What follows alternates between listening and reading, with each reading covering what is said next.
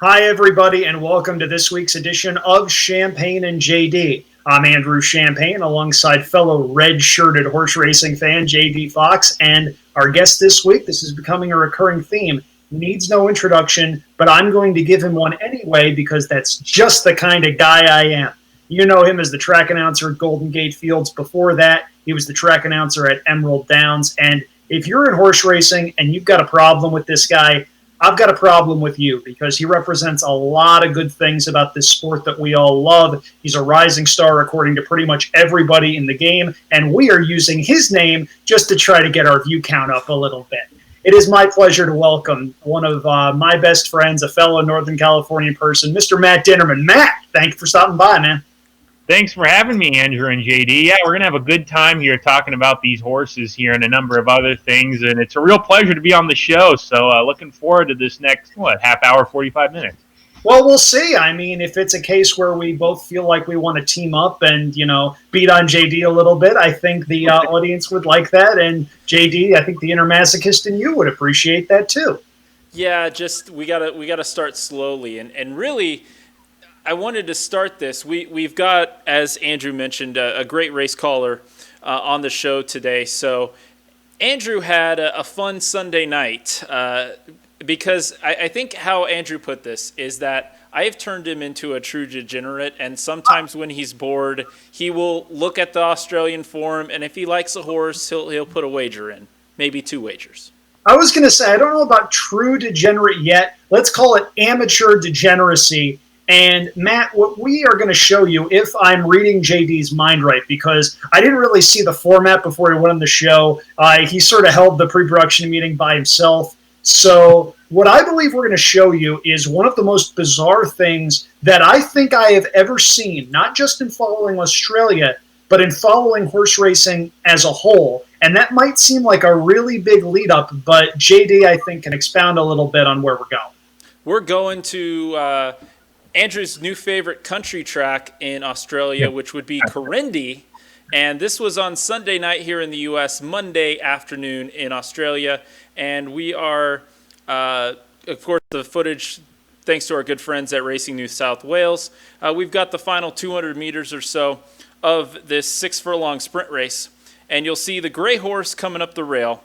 And you'll see the horse with the red cap on the very outside. And they're going to hit the finish line here. And it looks like, as we pause the video, that the 10 is ahead of the 1.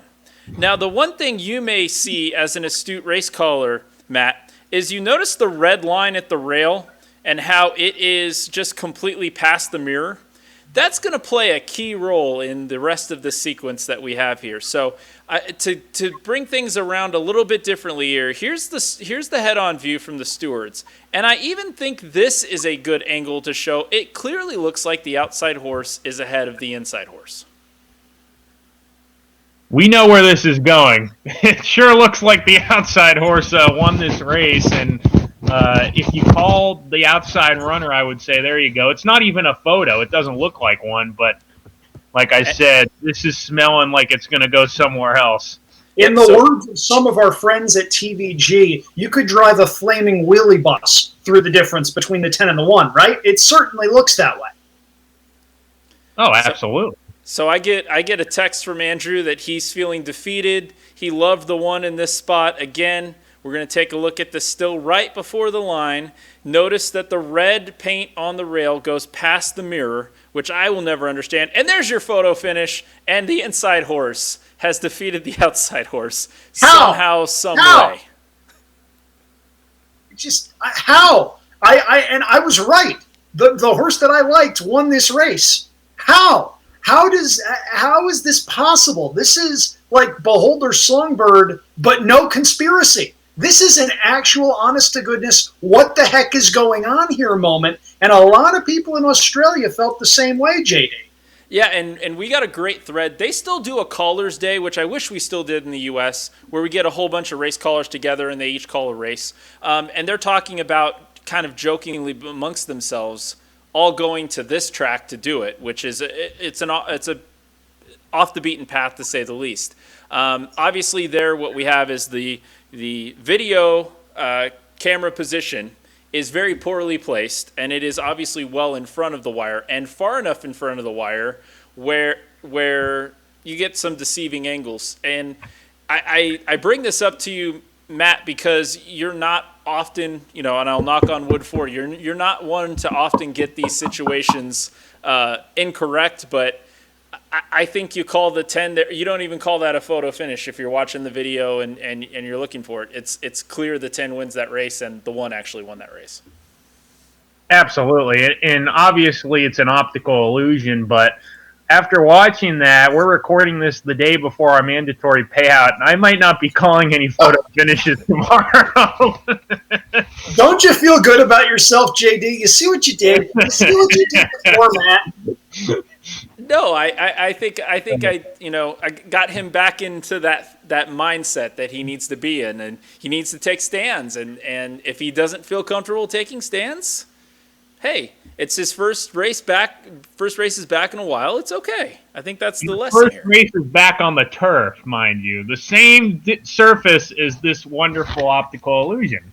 Well, they don't have dirt in Australia, as far as I know. They do have sand, I think. I think there's one track that runs on sand that I saw, but that's a little bit different. So we wanted to start off with that because it was just too bizarre to not bring up on this show, especially given some of the Australia coverage that we've been putting forth in some of our first episodes of this podcast. But the reason that we wanted Matt on this show, the reason we are so happy to have him, Golden Gate Fields is back. It's been about 2 months since the shelter-in-place order took effect. Golden Gate Fields forced to close, but they are back on Thursday. There's a mandatory payout in the Pick Six. But, Matt, I got to start from the beginning because obviously working on track every day, you saw everything go down.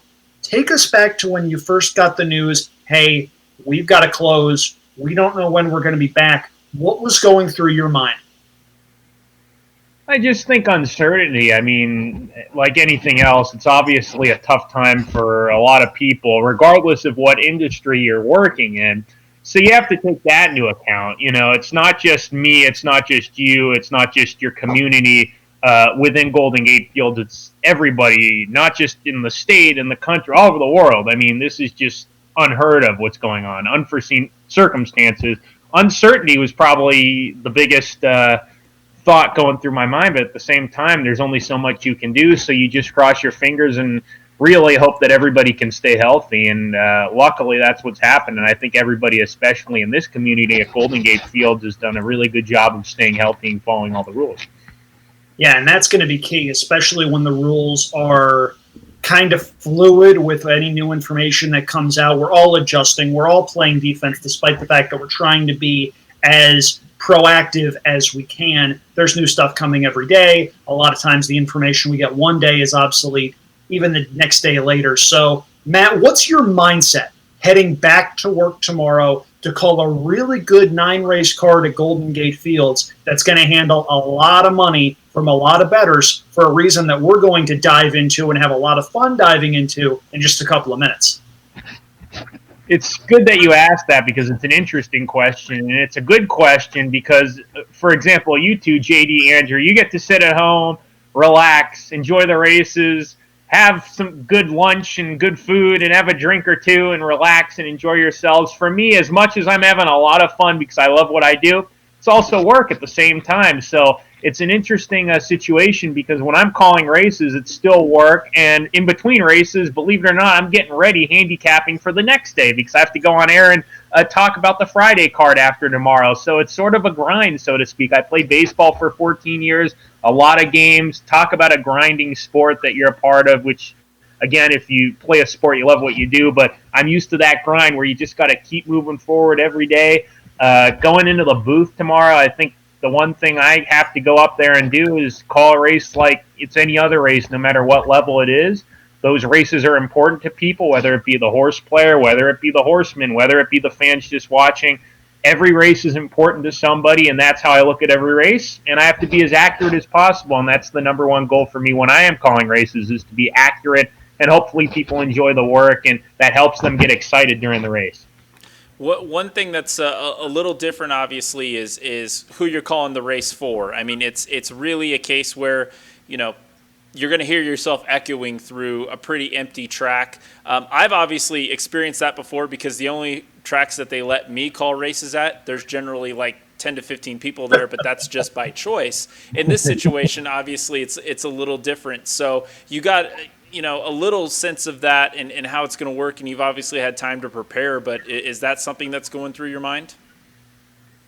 Not really, because I look at it as generally that's just how the sport is. The vast majority of the horse players and the customers are off track. So I look at this as a television product. I mean, we don't have our on-track patrons, no, and at the same time, they're still watching, many of them, and that's how I look at it, as a television product. And even more reason to be accurate when you're calling the race, because most people on track, when they're watching from the 3/8 pole home, they're probably cheering. They're not listening to the announce full time, and at home you get to do that. So even more important, I think, to be very accurate.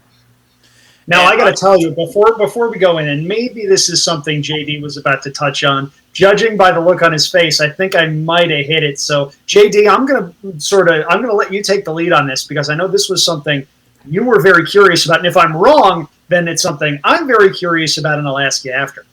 Okay, I was just going to ask, Matt, obviously some of the big stakes races at Golden Gate Fields have switched positions. I was wrong. So, San Francisco Mile being kind of the closing day affair before we switch to the California Fair Circuit. Again, knock on wood there. But all the great races that people enjoy, California Oaks, Golden Poppy, they're all going to happen. They're just going to happen a little differently in the calendar. So that's still got to be exciting that those big stakes that really draw in the eyeballs are still going to be taking place as part of this current meet. Absolutely, and we've got some good horses on the backstretch, some trainers that are pointing them to these races, and they need to be able to run in these races, and it's great that the management has sort of readjusted the stake schedule. Last year, for probably many people who are avid horse racing fans, they have heard of, if not watching, Gold Rush weekend last year in 2019, which a lot of fun. A lot of fun. Andrew, I saw you, I think, on the Sunday, because we had 2 days. Saw Andrew on Sunday. It was a lot of fun. Great turnout by the on-track patrons. Fantastic handle. We broke a record on Saturday for the most handle ever in one race card. 8 stakes scattered across those 2 days. Really good racing, good field sizes. Fun time was had by all. And looking into the 2020 edition, we were ready for the second edition and ready to make it even bigger and better. Unfortunately, that couldn't happen due to the coronavirus pandemic. So what we decided to do is readjust the stake schedule, still be able to run all of these stakes races at various times. So, for example, the San Francisco Mile, we're keeping it at this big winter spring meet. We're running it on closing day, June 14th. It's a $250,000 race at Grade 3. Very solid race. My personal opinion, maybe a biased one, I think it should be at some point elevated to a Grade 2. I think there's some very nice horses that run in these races over the last few years. And you've got that race, for example. You've got the Golden Poppy on May 30th, the California Oaks for the 3-year-old fillies on the Tapeta. That'll be on May 31st. And the All-American Stakes, a $100,000 race, is our first stakes race coming up next Monday on Memorial Day, May 25th, for holiday racing. So we're really looking forward to it. 7 stakes races for the winter meet. And then, of course, looking ahead, there were a few stakes races on Gold Rush weekend, the Lost in the Fog for sprinters, the California Derby for 3-year-olds, and the Campanile and Silky Sullivan on the turf for Calbred fillies and Calbred males, respectively. Those races have been postponed for this meeting, but they'll come back in the summer and the fall meetings that we have. So the horsemen and the horse players don't need to worry about that. We'll have those stakes, but just later on. So I'm really excited to be able to call those races once again this year and have them on the schedule. At least we get to run them, and that's a really good thing. All right, now I get to talk about the things that really matter. This is where I thought JD was going, but he went into actually a serious direction that he got a lot of really good insight in. Me, I'm going off the wall. I'm going crazy with the cheese whiz. Now, JD had mentioned that you're going to be calling for a largely empty house. Point of order on that.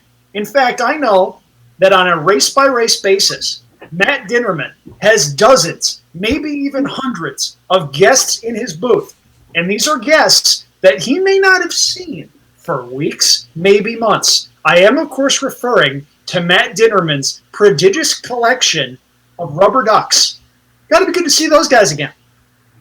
They're so important for my well-being in the announcer's booth that I actually visited them on Monday just to make sure that everyone was in place. I went up on the roof, went into the booth, checked on the over 200 ducks in the announcer's booth, which are scattered. In fact, they are so important to Golden Gate Fields that our carpenter, Jerry, who is fantastic at what he does, he built a shelf just so I could add ducks to the collection. And he took his day, one Thursday, to build a shelf for the ducks. And the ducks are our on-track patrons in the announcer's booth. Rubber duckies. We've got a good collection. You've got all sorts of themes. I'm trying to name them all. I haven't even gotten close, but I'm going to get there. And I might have to name 2 after Andrew and J.D., but they will be there watching the races, and their favorite activity is watching the horse races. That's what they love, just like me. Now, JD, you actually had a legitimate concern about these rubber ducks and how their presence might actually not necessarily be good to you in a certain way. I'm going to let JD have the floor here because this is an important public service announcement, Matt, not just for you, but for anyone who has a rubber duck collection near electronics and near an HVAC system. So, JD, the floor is yours. Yeah, I was really glad to see the shelf and how that has gone about, but there's still some that are a little dangerously close to the vents on some of your equipment up there, so we got to pay some extra attention to those ducks, make sure those are well and those aren't creeping into those crevices, because you're fitting a lot of ducks in a small space, and my hat's off to you that I'm not wearing the non-existent one, but as an audiophile, that's just the one concern I have.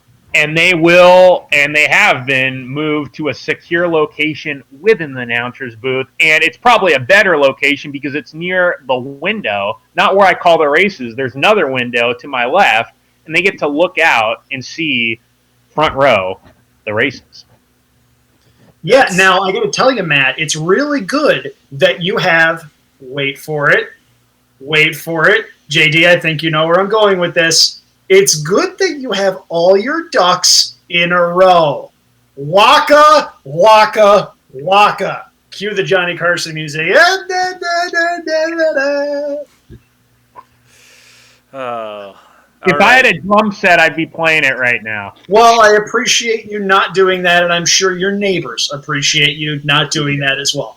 Anyway, in case you're just tuning in case you've been living under a rock, in case you've been watching this broadcast on mute by accident, we are here with Matt Dinerman ahead of Golden Gate Field's reopening day. Now, the reopening day features a mandatory payout in the Golden Pick 6. There's about $400,000 of seed money in this pool. Stronach has said that this could hit $2 million. Matt, I've seen on social media you've interacted with somebody who believes that this could potentially hit $6 million. I don't know if it's going to get that high. I wouldn't bet against 4. At any rate, it's a tough sequence, and if you hit, you're going to get paid.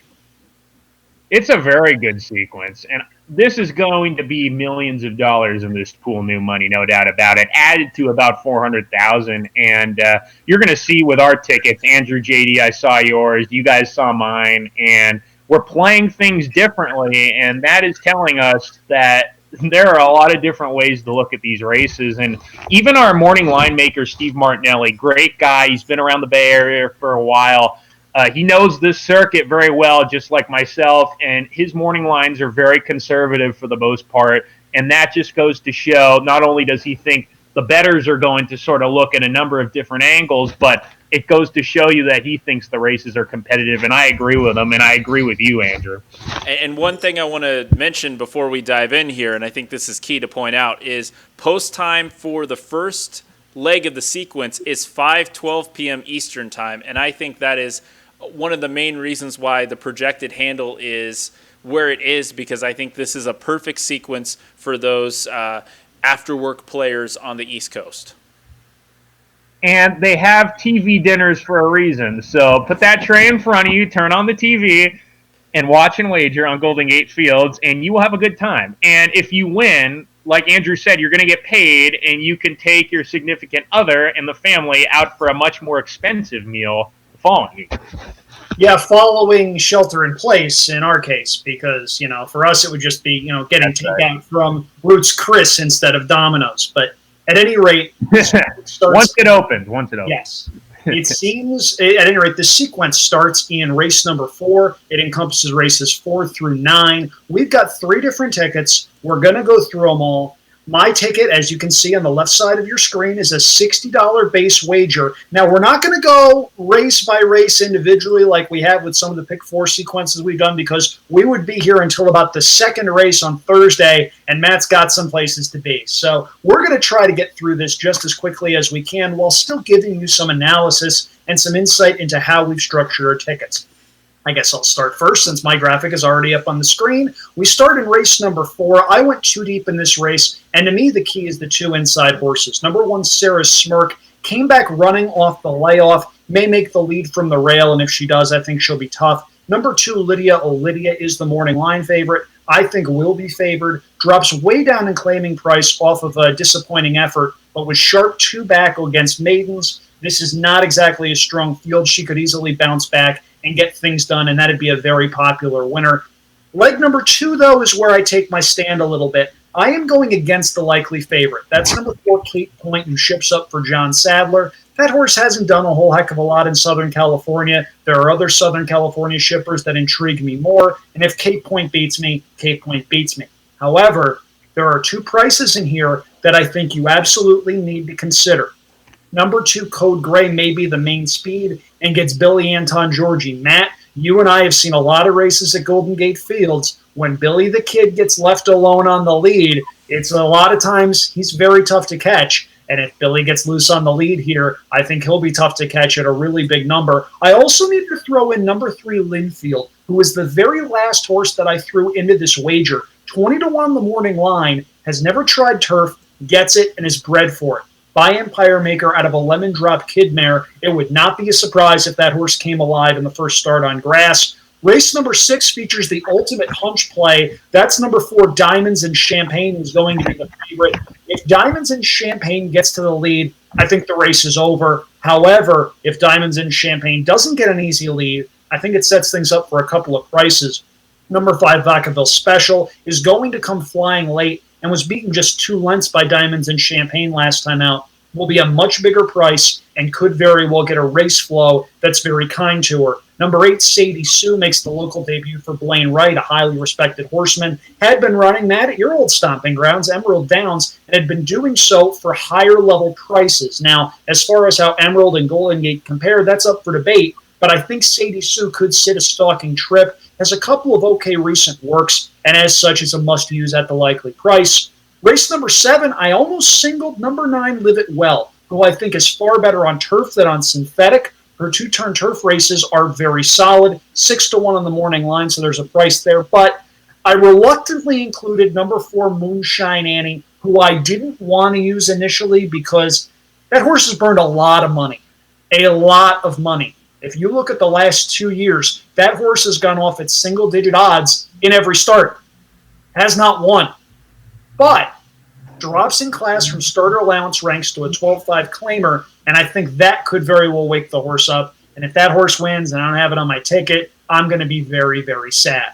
My single comes in leg number 5, race number 8. This is a maiden special weight race, and this was a case where if Stand in Your Love doesn't win, I don't know who does. Stand in Your Love certainly looks like the lone speed in this race. I don't know who goes with that horse early. And if nobody goes with that horse early, I think it's going to be very easy for Stand in Your Love to wire the field. And I am spreading in the payoff leg. This race could very well go in the direction of one of Studley Perfection and King Eddie, horses 2 and 8, getting loose on the front end. And if one of them gets loose, that horse is going to be very tough. But if neither horse concedes the lead, that's going to open things up for a closer. So I used number 1, Conquest Sabercat, number 3, Soberano, and number 4, Eldritch as well. I think all of those could have a say when the real running starts turning for home. So my ticket is a $60 wager for a 20-cent bet. This is obviously before scratches. We're filming this on Wednesday night, so adjust accordingly for scratches, any surface changes that might come up. It's been a really nice day here in the Bay Area, so hopefully the turf races stay on the turf. But if not, they'll go to a synthetic surface, and one of the benefits of a synthetic surface, of course, is most turf runners will generally stay in. But that's my $60 ticket. I'm about out of breath and need a breather, so if somebody else wants to go, by all means, go ahead. I'm going to take it, Andrew, and I'm just going to touch on a couple races. And really, for me, race 5 and race 7 are my keys to my sequence. So in race 5 here, I'm too deep. Overall, this is a $108 ticket. It's a really tough sequence, and that's a little over what I would normally give out as a public ticket. Usually try to stick to $100, but this sequence and the potential payout based on the wagering that we're expecting with multiple $1 million in, I think it's worth an extra $8 here. Race 5, number 6, Golden Grand. Gelding is bred up, down, sideways, upside down, any way you want to look to love the turf. Kind of an Irish American pedigree.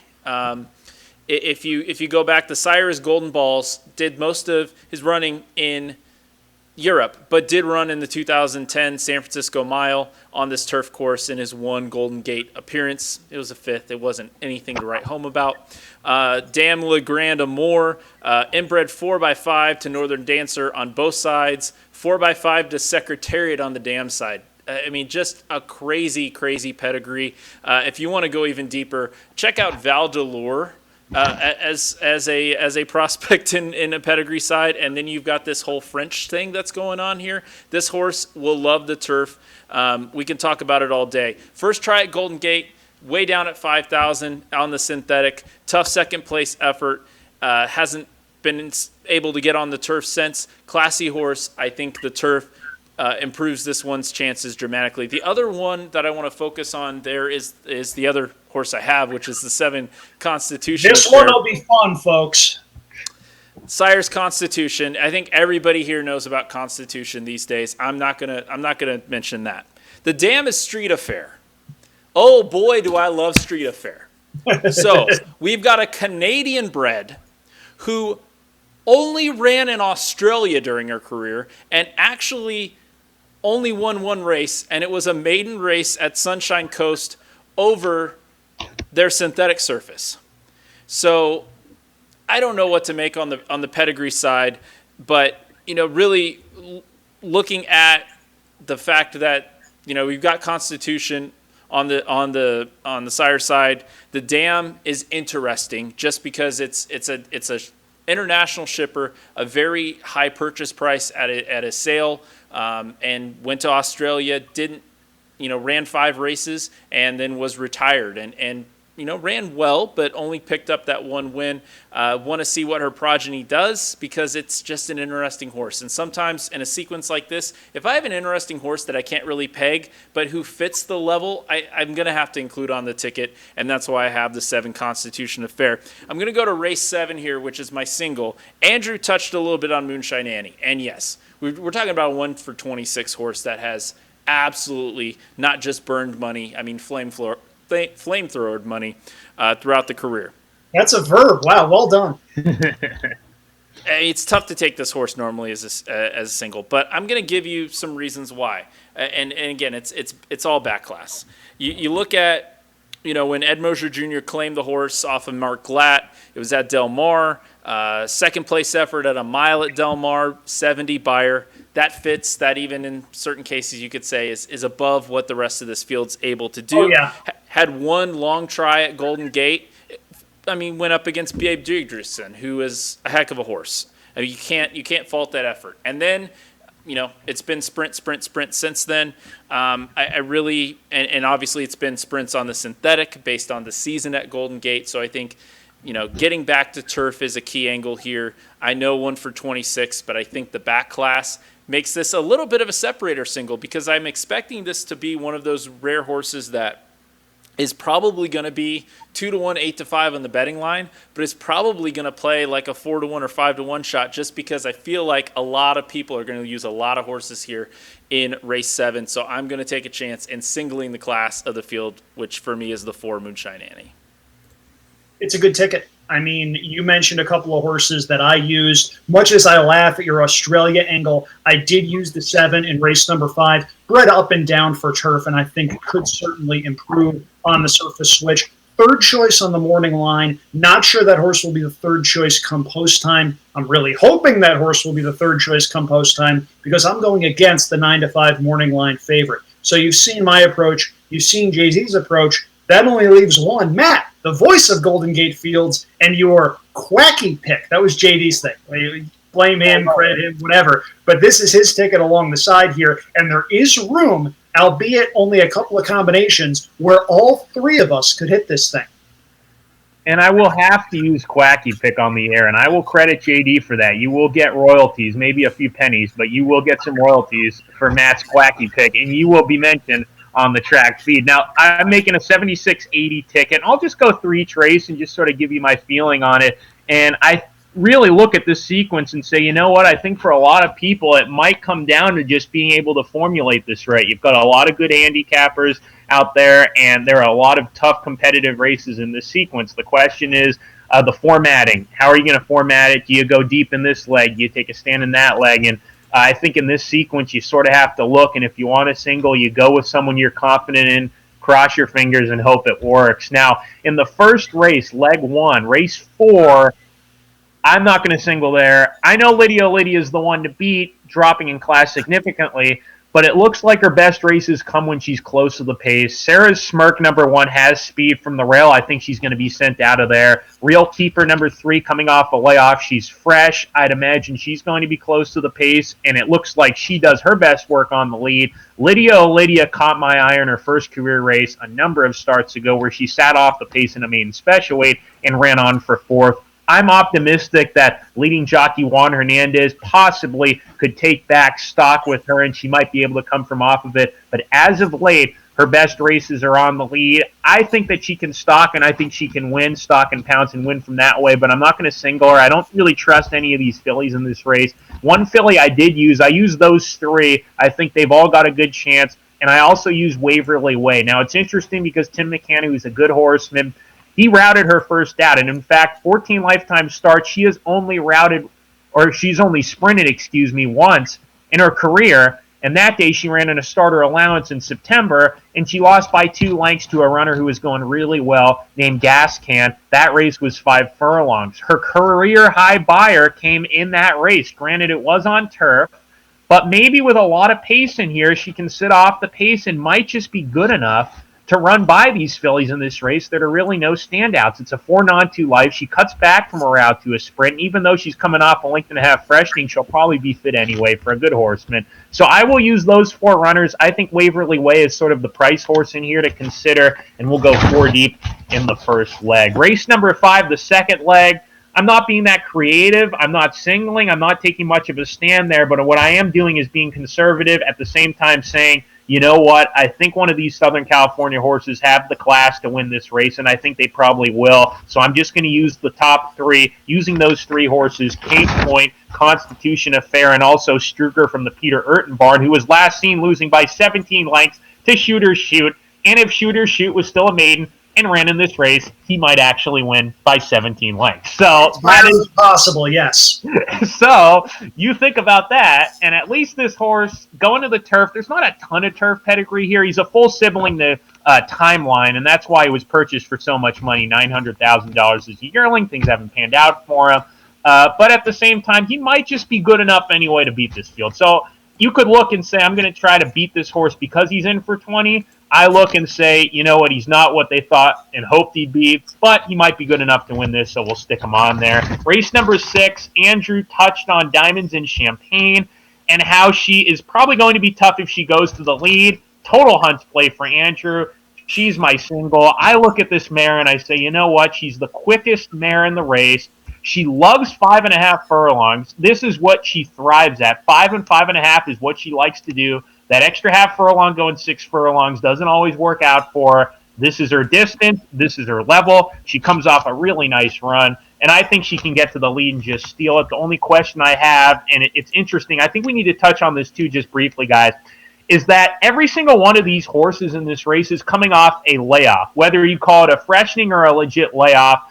Some of these horses have been trained a little harder than others have been trained. It's sort of hard to tell. Her work tab is a little bit sporadic, but at the same time, Bill Delia usually has his horses fresh and fit and ready to go off of layoffs. So I'm going to cross my fingers and hope she's fit enough, but it's worth mentioning. In race number 7, that's a turf race. I thought this was the toughest race in the sequence, really. I just kept going back and forth on a number of runners. If I had the budget, I would press the all button. I think Odessa for the Jonathan Wong barn, number 2, I used her, and I think she has a right to run well. I think she's the runner to beat. Her 2 start back effort was horrific on the turf at really low odds, but she took a long layoff, so there's reason to believe maybe something happened there, and there's an excuse to that poor effort. However, I think she will get overbet. I don't think she's a standout by any means in this race. Jonathan, Juan Hernandez, I think those connections are alone. You're going to see people betting her hard, not knowing where else to go. But I'm going to go 4 deep in here using 3 other runners. I think there's a decent amount of pace in here, and that's why I landed on Moonshine Annie, JD's single. So I actually like both your singles on top in their respective races. Like I said, it's really hard to pick a 1 for 26 runner, but the fact is that she has the class, no doubt about it. She's running well at Del Mar, and it's arguable that she's going to get a good pace to run into. And on top of that, it's arguable, looking at her past performances, she might be better routing on the turf anyway. So off a layoff for Ed Mocher Jr., I'll take her as the top pick. And race number 8, it's interesting because there's 10 runners in this race, a number of first-time starters, a lot of question marks. Standing Your Love, the one to beat. I also used number 7, Breakfast Ball, from the Tim McCanna barn. I thought she ran very, very well when she ran 4th last time out, going 5.5 furlong. She galloped out great with the winner, and now she's going 6th. Second time out, getting a half furlong extra to work with. And on top of that, she ran 2nd to Sassy and Hot last time out. And Sassy and Hot is a major player at this level. The race split into 2. There were 19 entries. Sassy and Hot's in the first division, race 3, and I think she's going to be very tough in there. So I used Breakfast Ball as well on the ticket. Race number 9, very competitive turf race. I used Conquest Sabercat on top, number 1, 8-1 for Juan Hernandez, Cedro Tamayo. They win at 38% from a 94-horse sample when they team up. So that's an exceptional number. And looking at Conquest Sabercat, he's not the class of the race. The last time he won on turf, it was for $6,250. He's in for 12.5. There's some class droppers here, but I think he'll get the right trip. He's tactical, and on top of that, one of his better races over this turf course, in which he's 3 for 5 over, came on good turf. And like you mentioned, Andrew, rained a little bit today, where I really think we'll still be on the turf. It could come up as a good surface.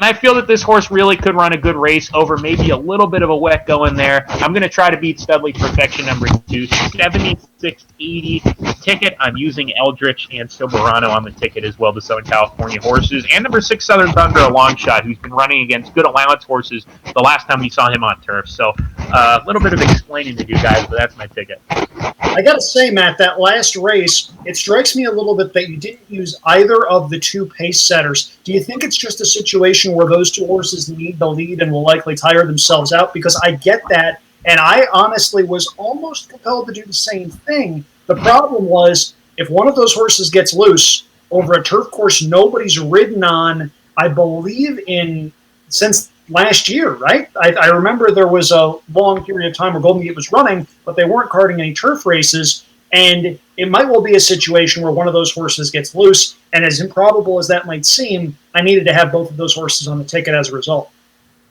Absolutely. There are question marks as to how this turf course is going to be playing early on, with probably a field of 10 in here, as Wilshire Dude number 5 is a main track only entrant. I'm thinking the rails will probably be at 0 tomorrow.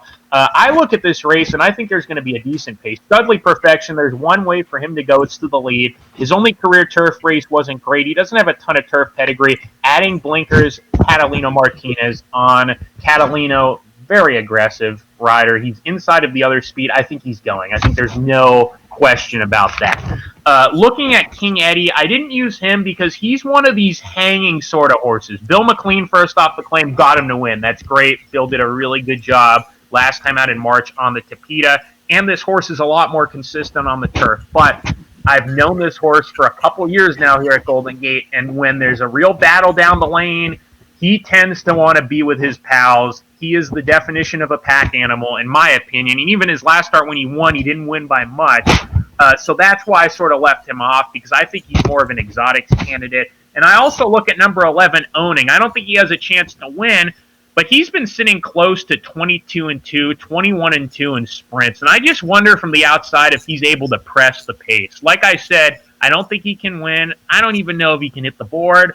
But this big long shot could really complicate things if the jockey opts to just let him sort of stride along, and if somebody hooks up with Studley Perfection and or King Eddie. Going still to that last race, and I think race 9's very interesting because we do go in a couple different directions, and we'll pop all of our tickets up here. My top selection is not on either of your guys' ticket, and that's the 10 Carolina Island. Now, you've got to wade through the synthetic form, which was not good to start this season at Golden Gate. But if you go back and obviously still when this horse was in the Johnny Tabata barn, he was the owner there. Obviously, my good friend and all of the autism causes that he does great things for. We got to have him on at some point, JD. Yeah, we will. Good friend of mine, but I really look at this horse as somebody who can sit right off the pace and has done really well on that Golden Gate turf course. So, I only go 3 deep there. The rest of you guys have gone quite a bit further, but I think that's the horse that could get the first run at the speed in this race. It's a tough race, man. I mean, it's a case where if I had the budget, I'd hit the all button for sure. It's a very tough race to end on, and it's a race where the favorite in a 10-horse field might well be 7-2. I believe the morning line favorite was 3-1. That seems about right, and it's a race that could go a lot of different directions, and some people could very well be alive to a lot of money if they've played their cards right in the first 5 legs. You see our 3 tickets up on the screen, JD at 108, Matt at $76.80, myself at a paltry $60. You can play all these tickets, your ticket, a combination of our tickets, your thoughts, someone else's thoughts, your grandmother's thoughts, whatever. You can play those at your ADW of choice. It's going to be a lot of fun on Thursday. It's going to be a lot of fun seeing Golden Gate back. It's going to be a lot of fun seeing Santa Anita back, for that matter, on Friday. Tracks starting to find ways to reopen. Obviously, we want everything done with an abundance of safety and caution, and it certainly seems like there are plans in place to do that. So to the tracks that have worked this hard to get there, to the horsemen, the horsewomen, the jockeys, the trainers, the exercise riders, the grooms, the hot walkers, thank you for everything that you've done. It's certainly not something that gets a lot of notice in the COVID-19 situation with everything else in the world that's going on. But no, from the bottom of these horse players' hearts, your efforts are appreciated, and we're grateful for all your efforts in getting everything back up and running again. Couldn't have said it better myself, Andrew. And thank you. While we have Matt here, obviously we touched on the latter portion of the card, but there are a few good races to start this card as well. Did you want to go over those at all, or give a pick in those races prior to the sequence? Yeah, I mean, I could give you a pick in there. I could give you a pick in all 3. I mean, I definitely think I'm probably most confident in Sassy and Hot. We talked about her. I know she's 2-1. She's the favorite, but she is one that I will single in my early pick 5. I think that she is solid. I know she got an easy lead last time, and she still wasn't able to win. But the winner, who won by a head shake at Cali, had been running well. In fact, she hit the board against Calvert Maine special weight runners and Maine 25 claimers. Then she dropped for Maine 12.5, and Sassy and Hot fought her all the way to the wire. And in fact, even going 5.5 furlongs on the gallop out, Sassy and Hot actually pass shake at Cali again and galloped out really strong with Breakfast Ball, who was my top pick in race 8. So I would say that's a good pick for the show. Maybe not a creative pick, but one that you can look to maybe key early on in your exotic wagers. They've got an early pick 5 for a reason, and a single in one of those races drives the cost of the ticket down considerably. That a 50-cent minimum, of course, that you can play at your ADW of choice. Matt, thank you so much for coming on, man. We really appreciate it. We're really excited to be able to hear your voice tomorrow at Golden Gate Fields, where Bay comes to play. Mandatory payout in that Rainbow Six. $400,000 already in the pool. Could very well get up to 2, 3, 4, 5, 6 million, whatever number you want. Pick one. Just do your part in getting it to that point by playing on your ADW of choice. Matt, in case people are living under a rock, where can they find you online? You can go to @3Colts Handicap. That's number 3 Colts Handicap for my Twitter handle. And it's a lot of fun. We're on Twitter. We're having fun. We're talking to the fans. We're talking to everybody. We're talking about the passion that we all love, which is horse racing. And guys, the pleasure was all mine. It was really fun to be on and talk this card with you. Well, Thanks, thank you, Matt. Really appreciate it. And Andrew, you've been hitting tickets, and you've been doing pretty well lately, including that race that we saw earlier. So I think I will give you the honors of signing off today's show. All right, I'm going to modify this a little bit because of the guests that we have, but it's going to end the same way all of our shows do. Keep living the dream, everybody, but arguably just as importantly, stay off the beaches. Enjoy Golden Gate tomorrow.